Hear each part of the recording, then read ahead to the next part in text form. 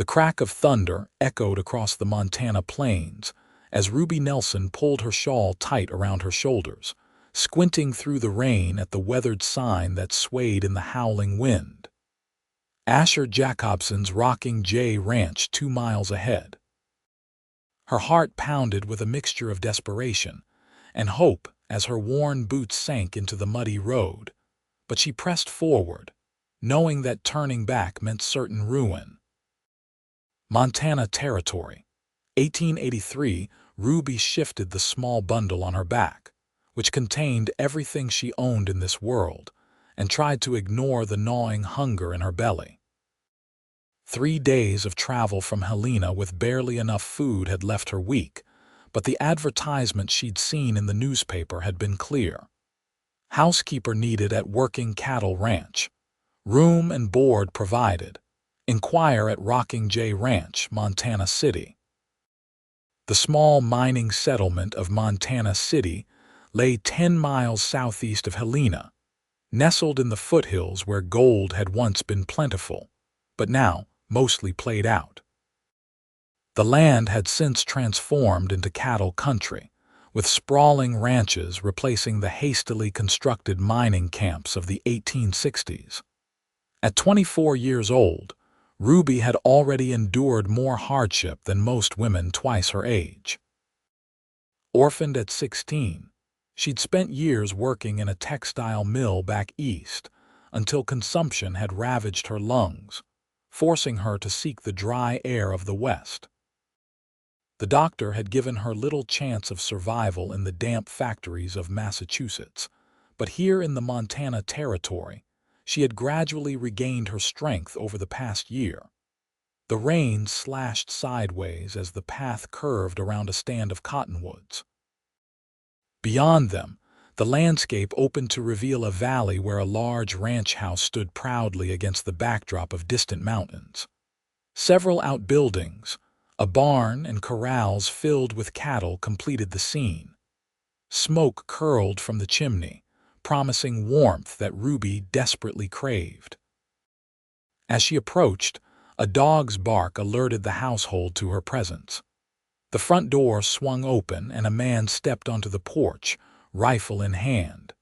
Even from a distance, Ruby could see his broad shoulders and the wariness in his stance. "State your business," he called out, his voice carrying easily over the rain. Ruby stopped at the gate, pushing back her soaked bonnet. "My name is Ruby Nelson, sir. I've come about the housekeeper position." The man lowered his rifle slightly but didn't invite her in. "We weren't expecting anyone in this weather. I apologize for the intrusion, but I've walked from Helena. The stage only went so far." She stood tall despite her exhaustion. "I can come back tomorrow if that's better." Something in her dignified bearing seemed to soften the man's expression. He propped his rifle against the porch railing and descended the steps. "I'm Asher Jacobsen. This is my ranch." He approached, revealing a face weathered by sun and wind, with sharp blue eyes that assessed her carefully. He appeared to be in his early 30s, with dark hair that curled slightly at his collar and a neatly trimmed beard. "You look half drowned. Come inside before you catch your death." Relief washed over Ruby as she followed him through the gate and up to the house. On the porch, he hesitated. "You should know, Miss Nelson, that this isn't just a housekeeper position. I have a 5-year-old son and his care would fall to you as well." Ruby nodded. "I'm good with children, Mr. Jacobsen." Before he could respond, the door creaked open and a small face peered around it. The boy had his father's blue eyes and a mop of unruly dark hair. "Pa, who's that lady?" The child stared at Ruby with undisguised curiosity. "This is Miss Nelson. She might be helping us around the ranch." Asher turned to his son. "Samuel, where are your manners? Introduce yourself." The boy stepped onto the porch, wiping his hands on his trousers before extending one to Ruby. "I'm Samuel James Jacobsen. I'm 5 3/4 years old." Ruby couldn't help but smile as she gently shook his small hand. "Very pleased to meet you, Samuel." You may call me Miss Ruby if your father approves." Asher nodded, then ushered them both inside. The warmth of the house enveloped Ruby immediately, along with the rich scent of something cooking. The main room served as both kitchen and living area, with a large hearth dominating one wall. A wooden table with 4 chairs sat in the center, while a sofa and rocking chair created a cozy sitting area. Doorways led to what Ruby assumed were bedrooms. "Let me take your things," Asher said, reaching for her bundle. "Martha from town has been coming by twice a week to help with cooking and washing, but we need someone full-time. Samuel starts school soon, and the ranch keeps me busy from sunup to sundown." Ruby handed over her meager possessions and noticed for the first time how tired Asher looked. There were shadows under his eyes and a certain weariness in his movements that spoke of long days and longer nights. "When did you lose your wife?" Ruby asked softly, then immediately regretted her boldness. "I'm sorry, that was presumptuous." Asher's jaw tightened, but he answered evenly. "Sarah died 3 years ago. Childbirth fever, the baby didn't survive either." "I'm very sorry for your loss," Ruby said, meaning it. Samuel tugged at her skirt. "Pa says Mama's an angel now. Do you know about angels, Miss Ruby?" "I do," she replied, kneeling to his level despite her exhaustion. "And I bet your Mama is the prettiest one of all." The boy smiled, revealing a missing front tooth. "That's what I think too." Asher cleared his throat. "Samuel, go wash up for supper while I show Miss Nelson where she can dry off." The boy scampered away, and Asher led Ruby to a small bedroom off the kitchen. "This would be your room. It's not much, but it's private." The space contained a narrow bed, a chest of drawers with a mirror above it, and a small table with a basin and pitcher. A braided rug covered part of the wooden floor, and curtains framed the single window. To Ruby, who had been sharing crowded boarding houses for years, it looked like paradise. "It's perfect," she said sincerely. "The wages are $15 a month, plus room and board," Asher stated, watching her reaction. "Duties include cooking, cleaning, laundry, and minding Samuel when I'm working. Sundays are yours unless there's an emergency." Ruby nodded. It was a fair offer, better than she'd hoped for. "There's one thing you should know, Mr. Jacobsen," she said, deciding honesty was best. "I had consumption last year. The doctor says I'm recovered, but that's why I came west. The air here is better for my lungs." Asher studied her for a long moment. "Are you strong enough for the work?" "It's not easy running a household." "I am," Ruby said firmly. "I wouldn't have applied otherwise. I don't shirk responsibility, Mr. Jacobsen." A hint of approval flickered in his eyes. "There are dry clothes in the chest. My sister-in-law left some things behind when she visited last summer. They might fit well enough until your things dry. Supper's in half an hour." After he left, Ruby sank onto the bed, overwhelmed by gratitude that she'd found shelter from the storm and possibly a new start. She changed into a simple blue dress from the chest, which was slightly large but clean and warm. After washing her face and hands in the basin, she combed out her damp chestnut hair and pinned it back neatly. When she entered the kitchen, Samuel was already seated at the table while Asher stirred a pot of stew over the fire. "Can I help with anything?" Ruby asked. Asher looked up, seeming momentarily startled by her transformed appearance. "There's bread to be sliced and the table needs setting." Ruby quickly found her way around the kitchen, locating plates and utensils. As she worked, she noticed Samuel watching her intently. "You know how to make cookies, Miss Ruby?" he asked hopefully. "I make excellent molasses cookies," she replied with a smile. Samuel's eyes lit up. "Pa's not very good at baking. He burns things."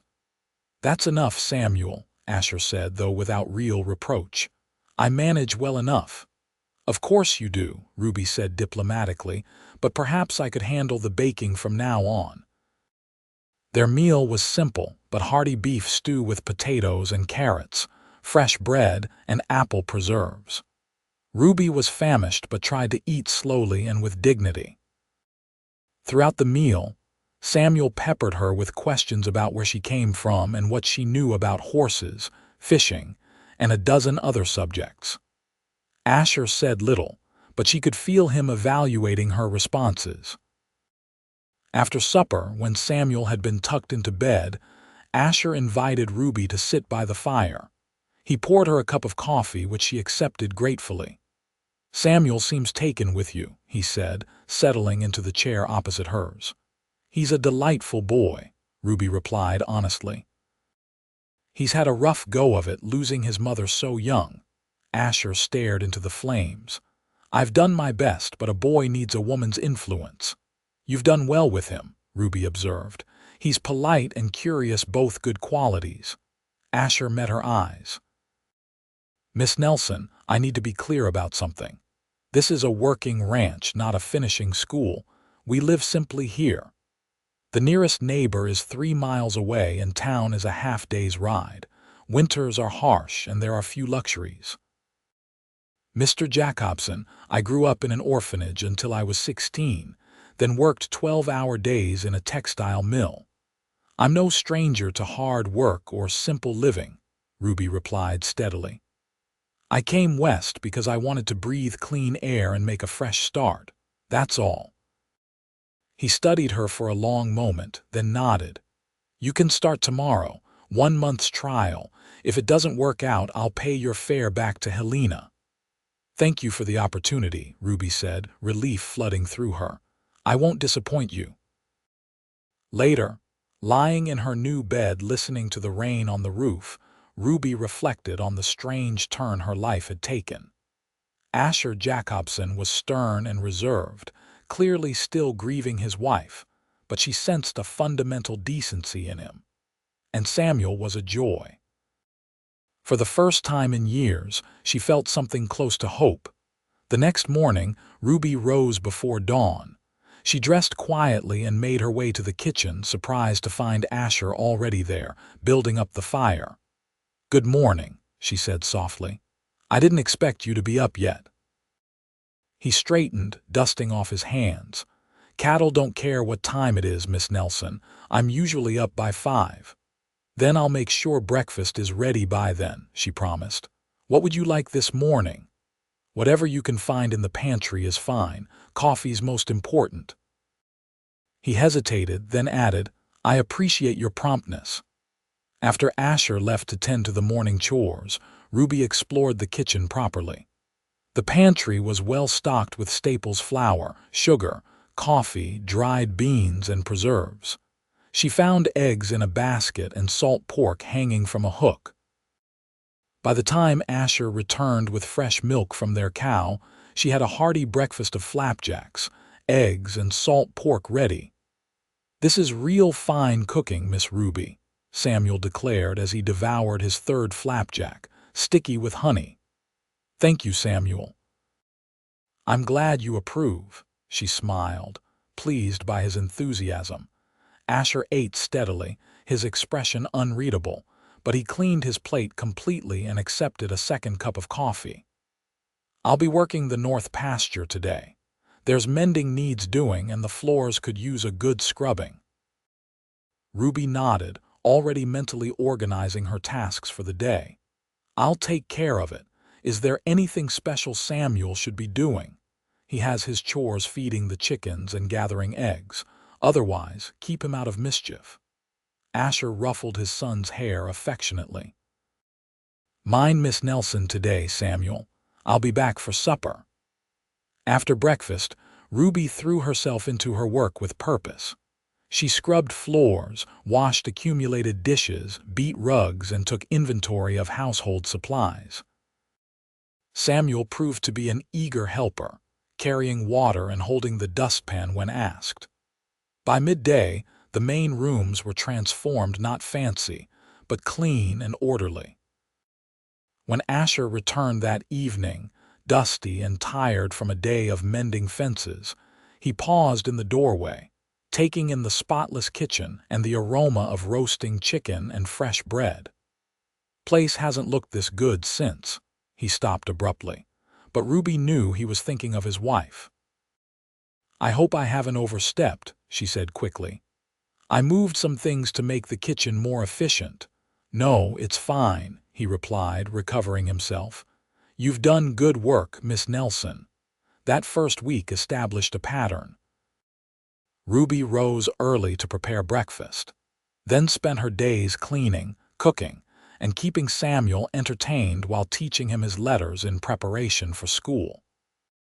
Asher worked from dawn until dusk, managing his small herd of cattle, repairing buildings, and handling the 1,000 tasks required to keep a ranch running. In the evenings, after Samuel was in bed, they would sometimes sit by the fire. Initially, conversation was minimal, but gradually, Asher began to tell her about the ranch, how he'd built it up over the past 8 years, the difficult winters, the neighboring ranchers. Ruby, in turn, shared stories from her childhood in Boston and her journey west. One evening, as rain pattered against the windows, Asher asked, "How did you end up alone, Miss Nelson, if you don't mind my asking?" Ruby watched the flames dance in the hearth. "My parents died in a tenement fire when I was 15. I had no other family, so I went to work in the mills. Last year, when I took ill, I realized I needed to make a change or I wouldn't see 30. That took courage," Asher commented, "coming all this way alone." "Sometimes courage is just having no other choice," Ruby replied with a small smile. As the days passed, Ruby noticed subtle changes in the household. Samuel laughed more freely. Asher's perpetual frown eased somewhat, and the house began to feel less like a place where people merely existed and more like a home. She found herself looking forward to their evening conversations, drawn to Asher's quiet strength and integrity.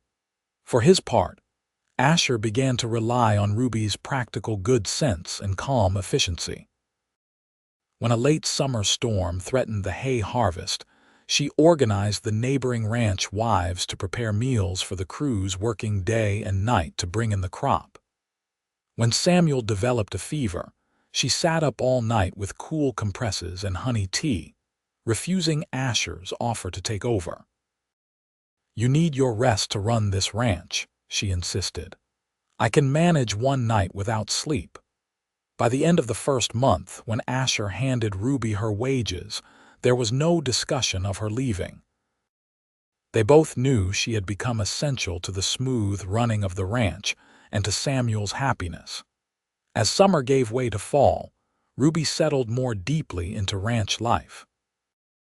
She planted a kitchen garden, learned to ride the gentle mare Asher assigned her, and began taking Samuel on walks to collect plants and insects, which they identified using a book from Asher's small library.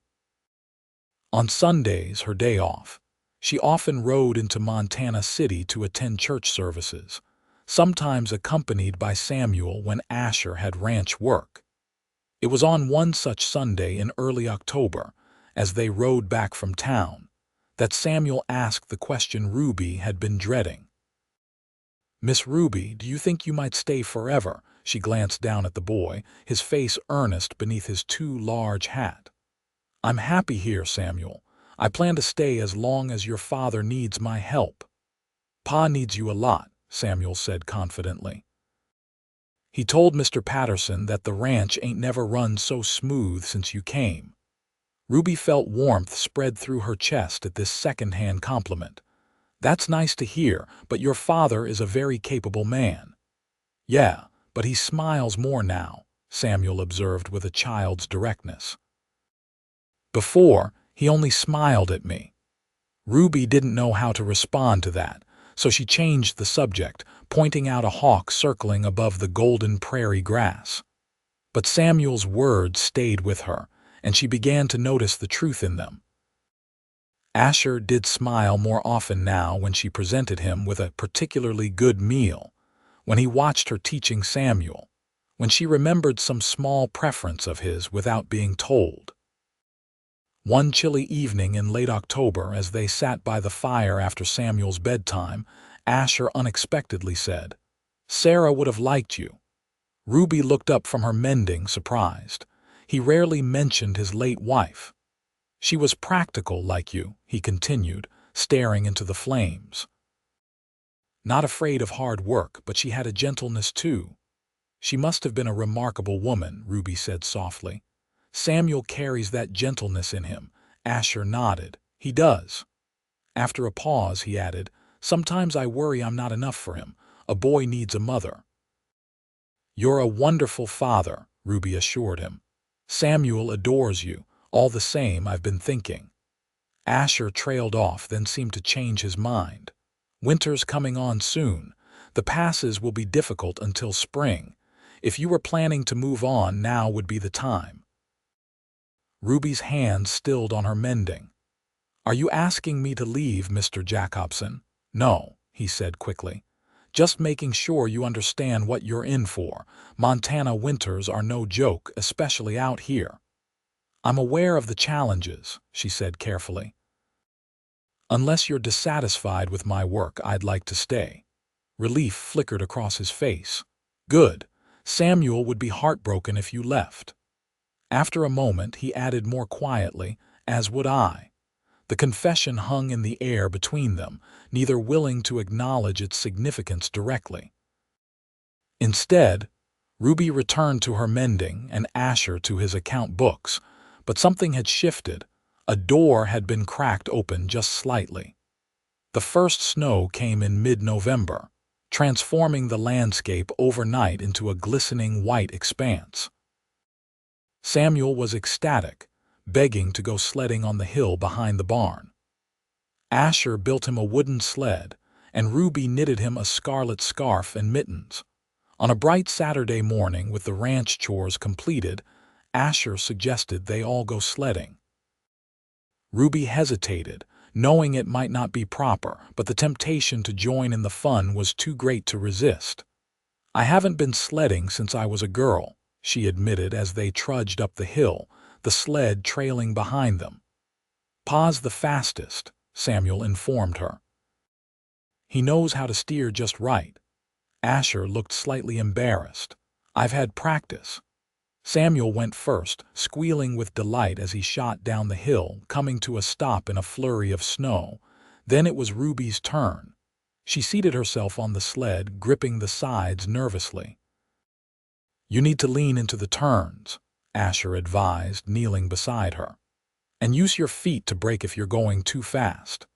Before she could reply, he gave the sled a push, and suddenly she was flying down the hill, wind stinging her cheeks, exhilaration bubbling up as a laugh escaped her.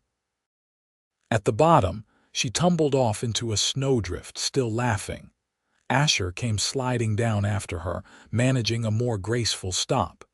He extended a hand to help her up, his blue eyes crinkled with amusement. Not bad for a city girl. As he pulled her to her feet, Ruby found herself unexpectedly close to him, their breath mingling in the cold air.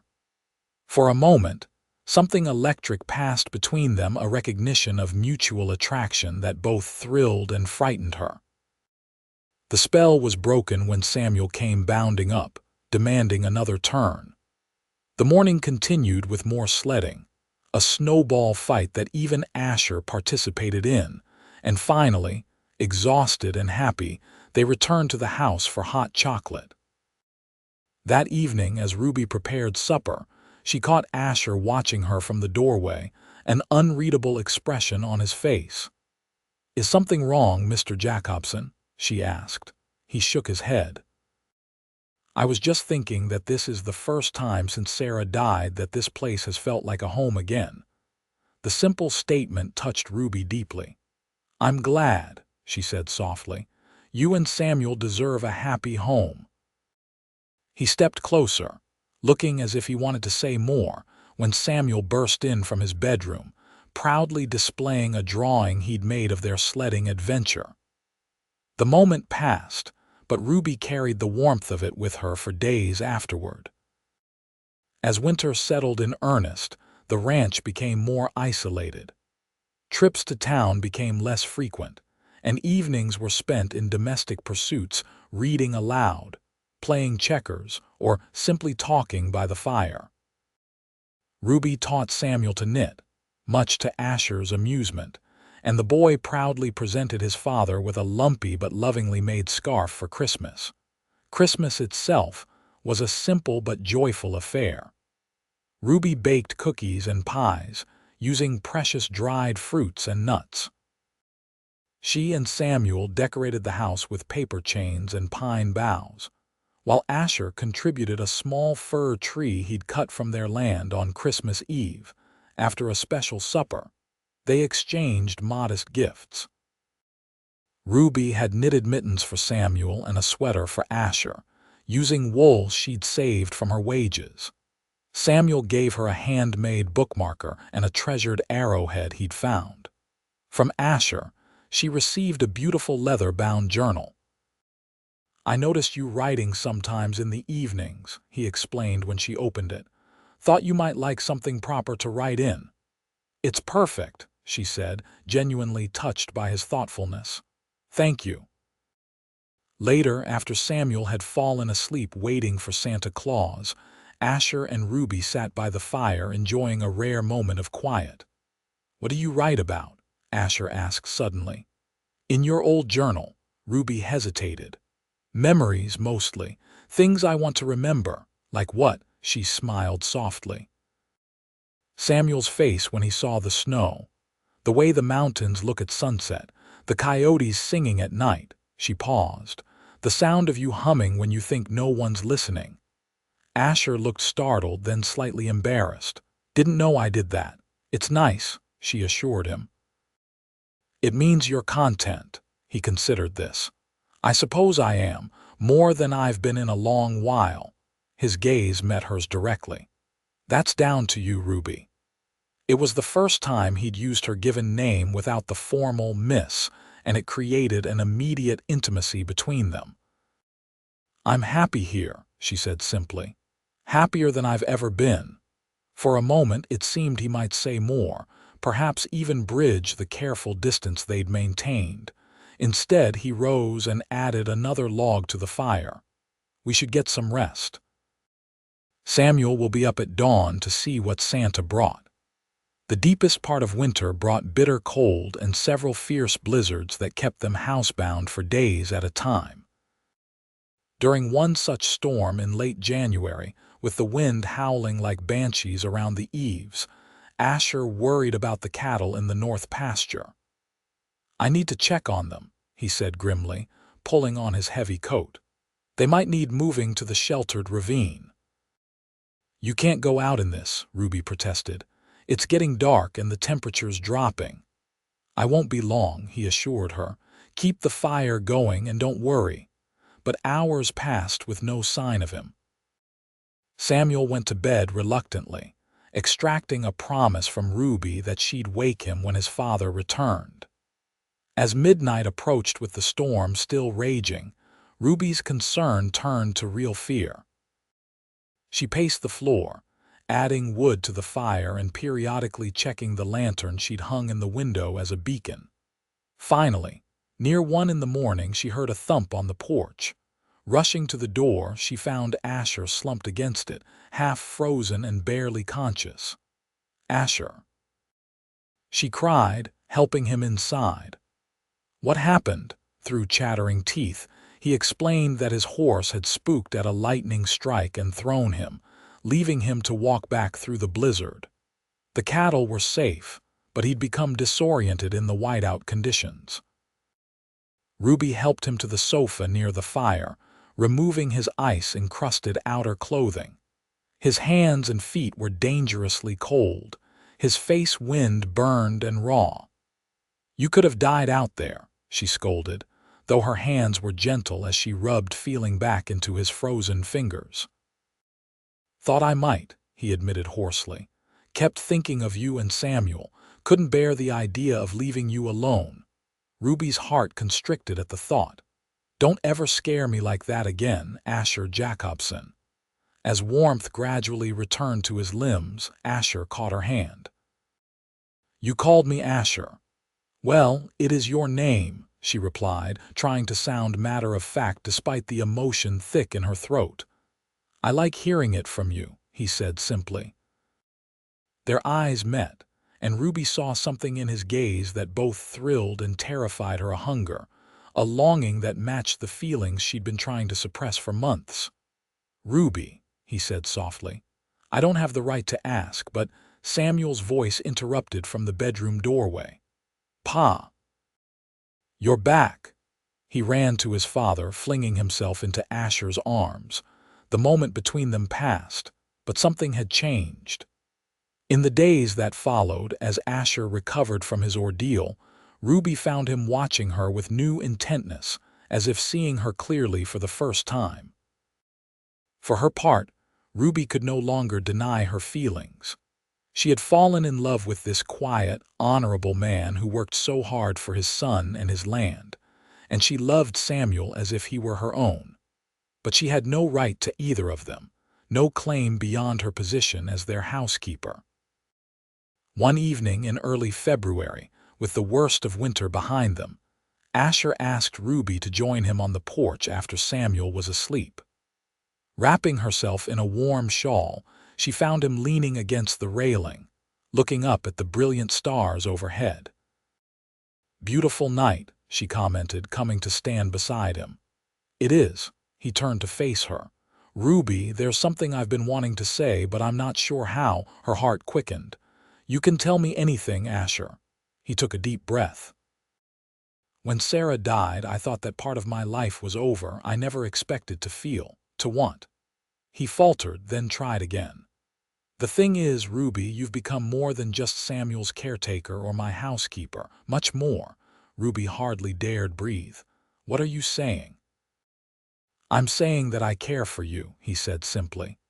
More than I thought possible, and if you don't feel the same, I understand. You're young and beautiful, and I'm just a widowed rancher with a young son and too many responsibilities. Asher, Ruby interrupted gently, I care for you too. Very much. The relief that washed over his face was almost comical. You do? Of course I do, she said, suddenly shy. How could I not? He stepped closer, tentatively reaching out to touch her cheek. I don't have much to offer, Ruby. Just this ranch, my name, and my heart if you want them. Are you asking me to marry you, Asher Jacobsen? Ruby asked, hardly believing what was happening. I am, he said solemnly. I love you, Ruby. I want us to be a family, you, me, and Samuel. Joy bubbled up inside her like a spring. Yes, she said without hesitation. Yes, I'll marry you. His smile transformed his face, erasing the habitual seriousness and revealing the handsome man beneath. Slowly, giving her every chance to pull away, he lowered his head and kissed her. It was gentle at first, almost reverent, but when Ruby responded eagerly, it deepened into something more passionate, a promise of the life they would build together. When they finally parted, breathless and laughing, Asher kept her close in the circle of his arms. Samuel will be ecstatic. He's been asking for weeks if I was going to make you stay forever, Ruby laughed. He's a wise boy, your son. Our son, Asher corrected her, if you'll have him. I already think of him as mine, she admitted. I love him dearly. They were married 2 weeks later in Montana City's small church, with Samuel proudly serving as best man. The ceremony was simple, attended by neighboring ranchers and townsfolk who had come to respect the hard-working widow and the woman who had brought light back into his home. Ruby wore a new dress of pale blue silk, Asher's wedding gift, and carried wildflowers Samuel had picked that morning. When the preacher pronounced them man and wife, Samuel let out a whoop that made the congregation laugh, and Ruby's heart swell with happiness. Spring came early that year, bringing new life to the ranch. As the snow retreated, revealing tender green shoots, Ruby's body underwent changes of its own. By April, she was certain she was carrying Asher's child. When she told him, sitting on their porch in the soft evening light, his initial joy was quickly followed by concern. "The doctor and Helena," he said, taking her hands in his. "We'll ride in next week. I want to make sure you have the best care." Ruby understood his fear. "Asher, what happened to Sarah won't happen to me. Times have changed and I'm strong."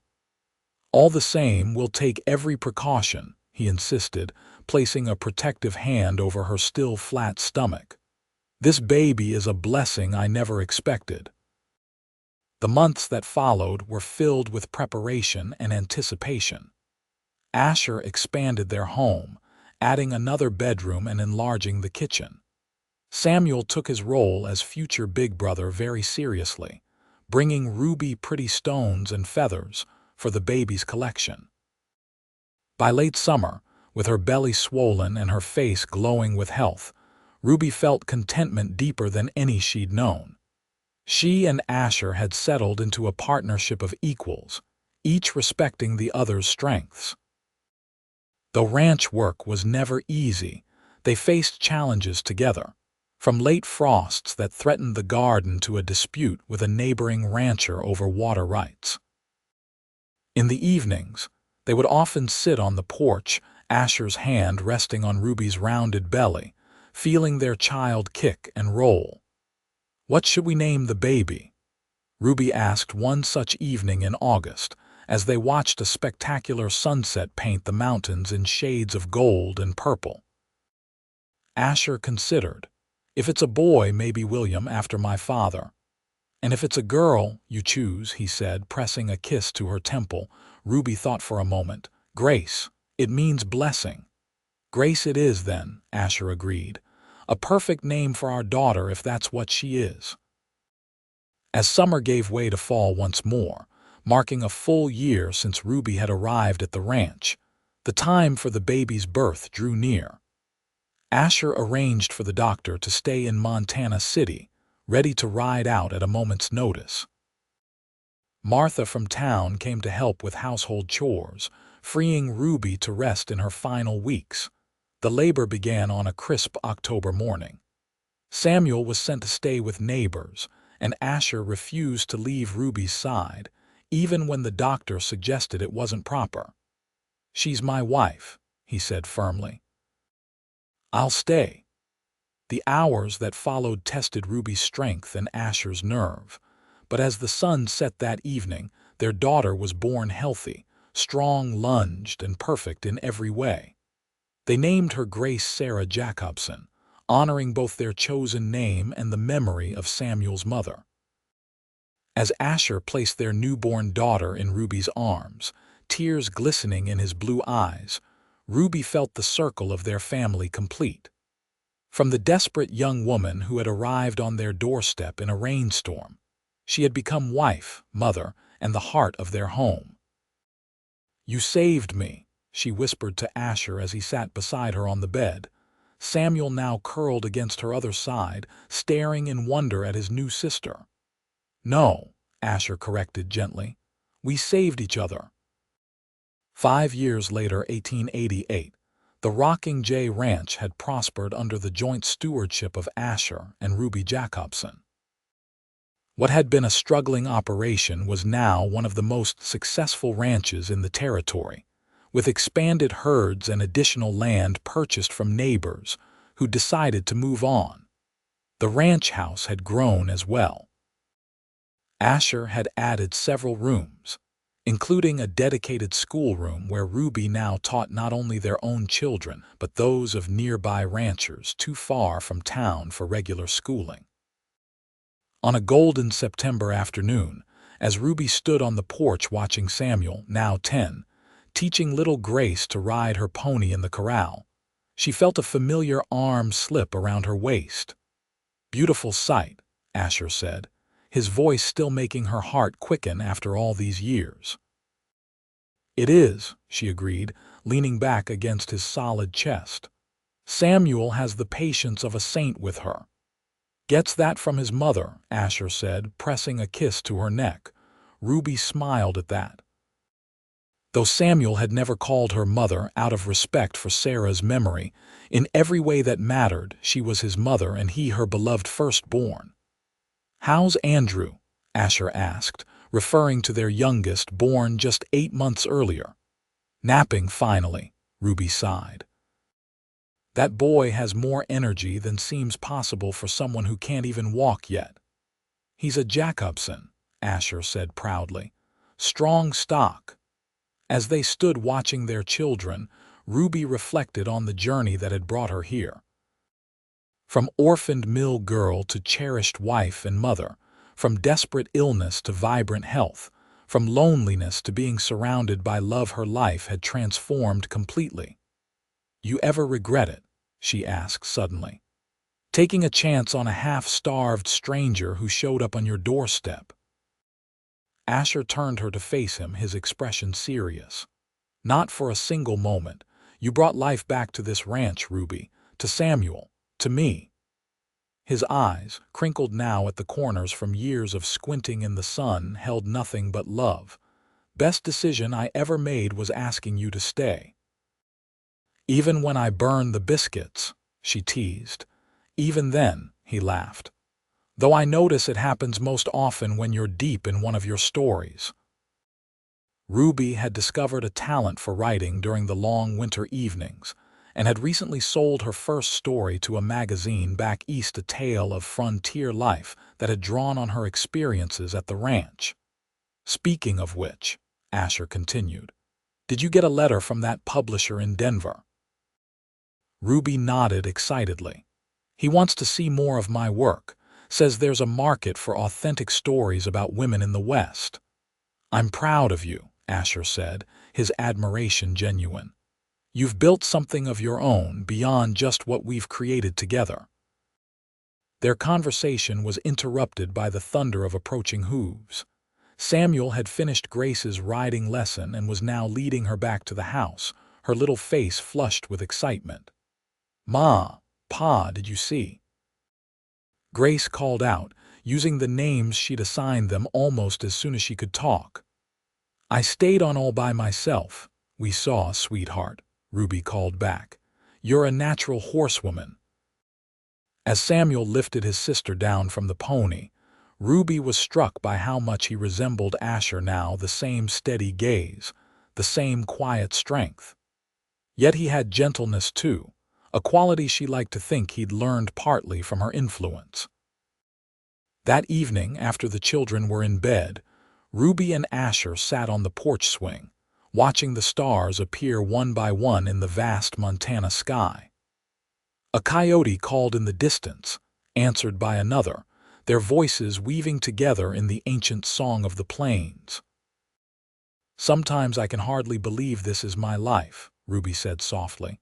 "That I found you, this place, this family." Asher squeezed her hand. "Maybe it wasn't chance. My mother used to say that God puts people in our path for a reason." "Then I'm grateful he put me in yours," Ruby replied. As they sat together, surrounded by the night sounds of their ranch, Ruby thought of the desperate young woman who had walked up this same road 5 years ago, hoping only for work and shelter. She could never have imagined the journey ahead, the love she would find, the family she would build, the strength she would discover within herself. "I love you, Asher Jacobsen," she said, turning to look at her husband's dear face. "Thank you for taking a chance on me." "I love you too, Ruby Jacobsen," he replied, drawing her close. "Thank you for making us whole again." As they made their way inside, hand in hand, Ruby thought that some journeys begin with a single desperate step, but lead to destinations beyond our wildest dreams. Hers had led here to this man, these children, this life carved out of the Montana wilderness. And she wouldn't change a single step of the path that had brought her home,